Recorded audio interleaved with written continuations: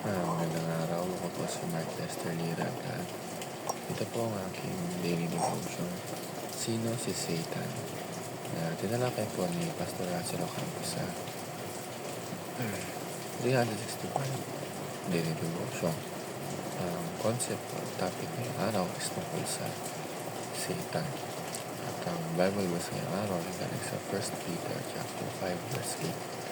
Sabi po ay, "Be sober, be vigilant, because your adversary the devil, as a rolling lion, walketh about, seeking whom he may devour." Importante na malinaw sa atin kung sino ba talaga si Satan. Ang iba kasi inisip na baka simbol lang siya ng kasamaan. Pero based sa Biblia,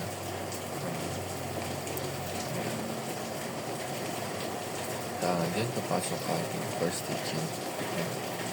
Satan is a personal and not a mere symbol of envy. Ito siyang nilalang once na-inject siya na hindi ka ng Diyos pero nagrebelde gamit sa kanya. Ngayon, siya ang head ng demons at ang mission niya ay laban sa Diyos at sa mga anak ng Diyos.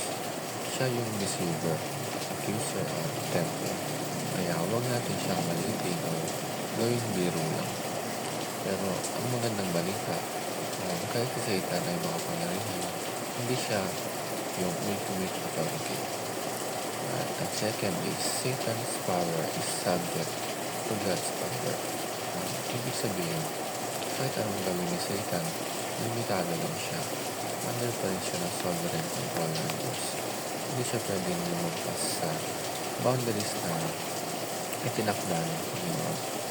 At hindi pa doon, na-defeat na siya sa cross nung si Jesus ay namatay at muling namatay. At para sa atin na believers, ito ang nagbibigay sa atin ng lakas ng Lord.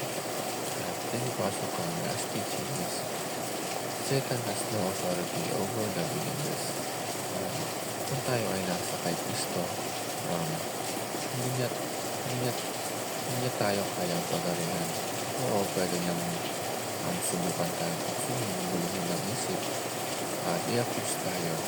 Pero hindi niya hawak ang destiny natin kasi si Kristo na ang nag-secure ng victory natin. Ang laban ay tapos na at nanalo si Jesus at kasama tayo sa tagumpay na yun. Mga kapatid, ang reminder sa atin is be sober, be vigilant. Kaya kailangan alerto tayo, hindi kampante kasi Satan naghahanap pa rin na may hila niya palayo sa Panginoon.